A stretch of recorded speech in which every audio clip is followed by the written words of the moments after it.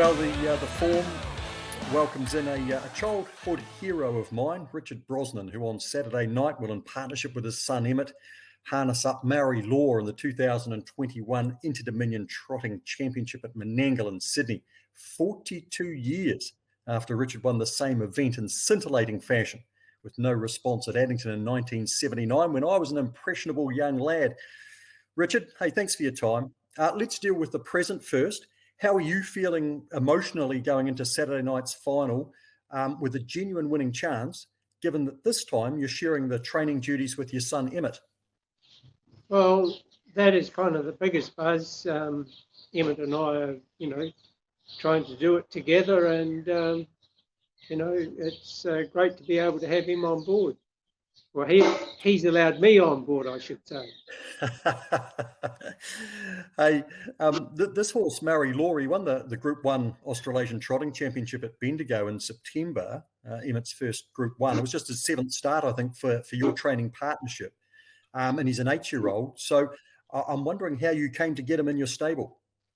Well, he arrived at our place, and it was because the previous trainer gave up, Bill Morgan gave up training, and they had to try, Fred, the owner, wanted to get someone else to train him, and we were lucky enough to kind of catch a horse like that. He had a few issues when he came to us, or they developed, I should say, shortly after, but we managed to be able to sort them out, and touch wood,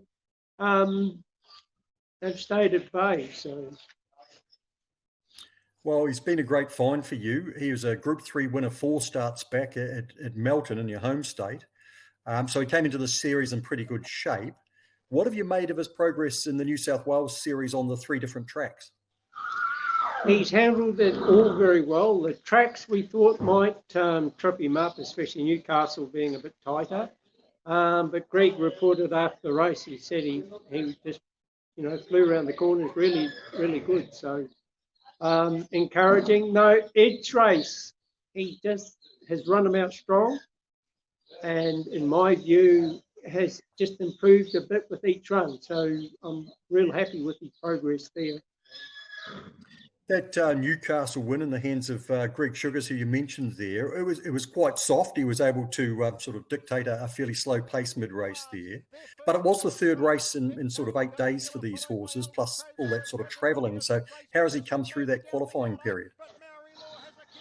That, I think, was the, from our point of view, very critical. I wouldn't have liked him to have had a real gut buster in that one, with 3 runs in a week. It's hard enough on him, but you know that before you start. And the fact that Greg was able to pinch a soft heart, it just makes all the difference, I believe, with him to get through into the, the finals.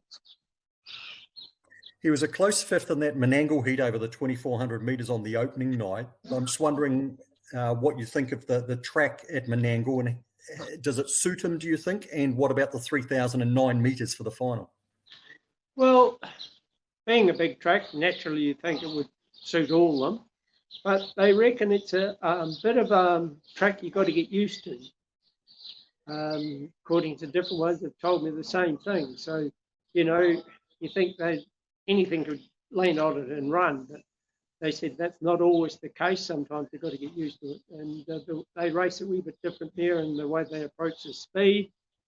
And he did get caught flat-footed, but then again, he probably went into the series just a shade on the underdone side, which was part of our plan. And hopefully, would keep scoring enough points to make the final. He got left flat-footed on the far bend, and I thought, well, that doesn't look good. And I was looking for him down the back, and when I caught up with him again, he was running over the top of them. In my view, probably a bit biased, but I thought he was running home better than anything else in the race at that stage of the race, and he ran right to the line. And I said, damn it, you've got to be pleased with that. That's exactly what you want to see. And so far it's proved to be. Yeah. Look, he's drawn barrier 6 in the final. You've got an emergency inside you too.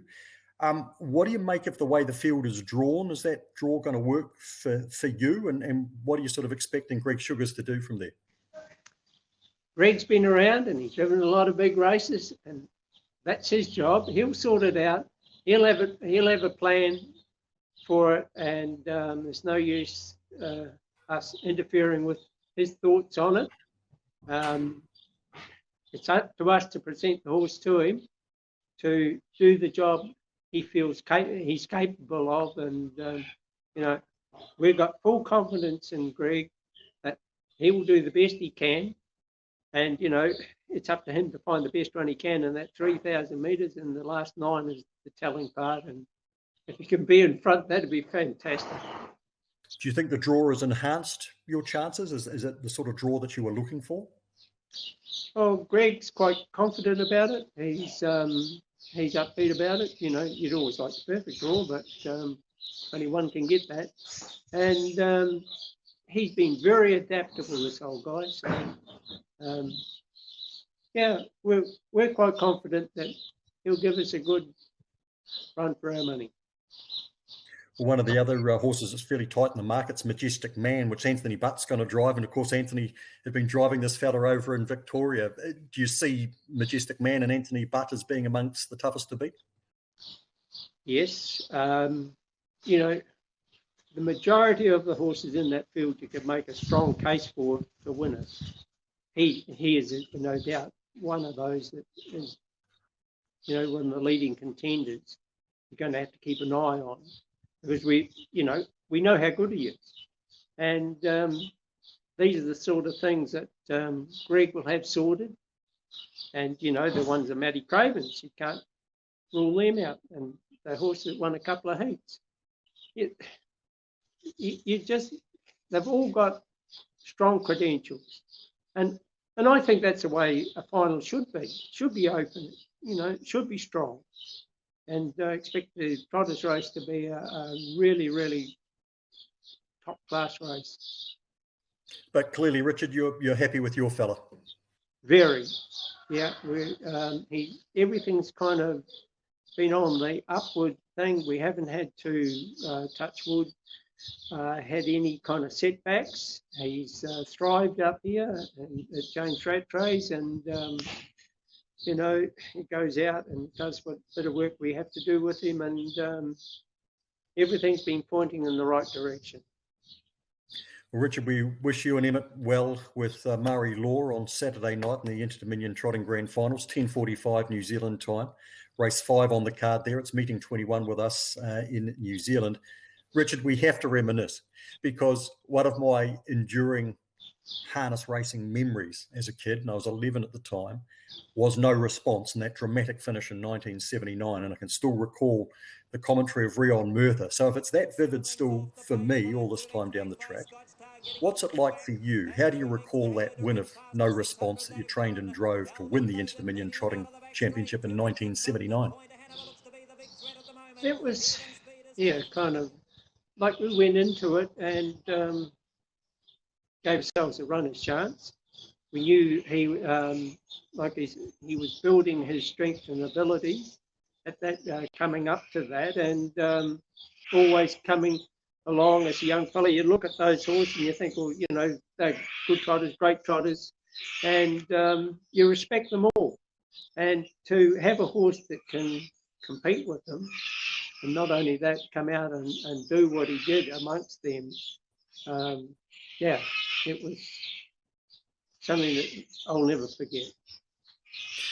What was it like in the running, Richard? Because you were a good way back. Was there any sense of panic? Were you desperately searching for a run? Did things work against you? Did things work out for you? How did you feel, say, at the top of the straight? Well, because we're off 10 metres, it's a stand handicap,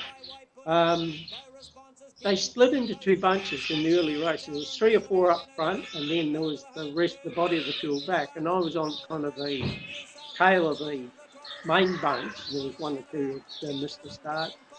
And coming through the straight with a lap to go, I thought, gee, we're going to have to try, or the field bunch is going to have to try and pick the leaders up. Otherwise, that'll change plans a wee bit. And they did. By the time they got into the back, they were kind of bunched up. And then one or two towards the end of the back straight started to make a bit of a move, but they just got pushed off the track, went wider and wider. And probably young and naive at the time, but Scott Starr come off my back and went to move, and he got punched about 6 wide. And there was mammoth hole up through the middle of them. You just had to kind of manoeuvre through. And I thought, well, that's where I'll go. And went up through there, and could have easily turned to custard too, but it played out in my favour. And it's hard to believe that he did what he did, like even for me. When you look back at it and you see now, it's hard to believe a horse could do that amongst good horses. And, did he do that at other stages, Richard, in his other races? I mean, he's a great horse. I think his last race was winning the Road Cup. So he was a terrific animal. Did he produce the odd other finish like he did in that 79 Interdom final? Yes, but not as dramatic, kind of coming through a field. But he could be tailing the field through the Auckland Christmas meeting, I think it was, and there were 3 races in that period too. And I thought, I was back, and I didn't want to, be too hard on him and that. And I thought I would just cruise along. It was a handicap, and I thought, I'd turn him for home. I'll let him, run down the straight and see where we get. And in the matter of kind of 50 yards, he's in front. He just run past. Again, good horses. And they did catch him out early in his career. I remember one night at Addington, might have been New Year time, and he was trailing along nice in the field, and I went to move him as we kind of come into the straight, and went to move off a horse's back. And when he come out, he just accelerated that quick, he galloped. I thought, better be careful about this. This is when I first got him. I had been guiding him for Fred, but he went north and left him with me. And then we went back for the next night up there. And when I come out, I just made sure that I kind of eased him off and just kind of let him a bit quieter. And he got up and won that. But that was the thing. He never gave you the feeling that he was travelling terrific. He would just be cruising along there. The moment you shifted his head off, he was gone. The acceleration he had was unbelievable. I haven't felt it since. Wow. And of course, you had some other very good horses. You were down at Kerrytown near Timaru then, and you had the 82 New Zealand Cup winner, Bonnie's Chance, one of the most magnificent mares we've ever seen. And I know she made the 1983 Interdominion final. When you were up in Auckland, you had Pompalio run third. The Dominion Handicap winner run third in the Interdominion of 2005. So how special is the Interdominion series to you? And how good has this one felt for you being a part of it? The Interdominion series is something like the New Zealand Cup or the Dominion or the Road Cup, Auckland Cup. They are races you aspire to have a horse good enough to be in it, and if you get real lucky, to win it. And like everybody aspires to win a New Zealand Cup. That's kind of the reason why you breed them and do all the hard yards, to get a horse good enough to compete in it. And I've been privileged. I've been extremely lucky to have had the horses that have come my way. And, it's just been great luck. But, you always aspire to have a horse good enough to run in it. But a wee bit on the Pompalio one, part owner Margaret Gibson, the late Margaret Gibson, we said to her, you go up and do the draw. So she goes up, she pulls it at number 8, and she was, beside herself, the worst draw. And I said, well, someone's got to draw it. Unfortunately, tonight it was us. And I said, we just got to make the best of what we can from there. And again, he went a great race in the Dominion final. And Yeah, the Interdom has an aura, something special, and to be part of this one is no different. You know, it's a privilege to have a horse good enough to be in it, and even, you know, if you can work your way through and make the final, great. Well, Richard, it must be 5 or 6 years since you left New Zealand and you've been across in Australia, and I believe you've sort of built up the place you've got there at Meredith pretty much from scratch, and now you've had a Group 1 success recently with Maori Law, and now you're going to this Interdom. So I guess we've got to say this move has been terrific for you, and seems like it's working out for Emmett as well. Yeah, it's just about 3.5 years since I left. Okay. You know, and yeah, we've got a hell of a lot of work to do on this place yet. And yeah, things have, you know, gone along pretty good, really. No complaints, and it's a bit like the South Island weather where we are. It's quite similar. So last couple of winters have been quite wet. Last winter was exceedingly wet, but you know, been lucky with the horses we had, and to get a fellow like this is, you know, again, I've been lucky kind of getting or being associated with horses like that throughout the time I've been training. So, you know, to get another one at this stage of my life, I thought Pompelia was the last good horse I'd had, you know, and he was a great old horse to us too. Well, there's luck, certainly. It plays a part in racing, Richard. There's also a great deal of skill and experience, and you've got both of those, and they're on the side of this horse as well come Saturday night. So we wish you well. Thanks for your time, Richard, and a real pleasure catching up with you on the form. It's a pleasure, Mark, and thank you.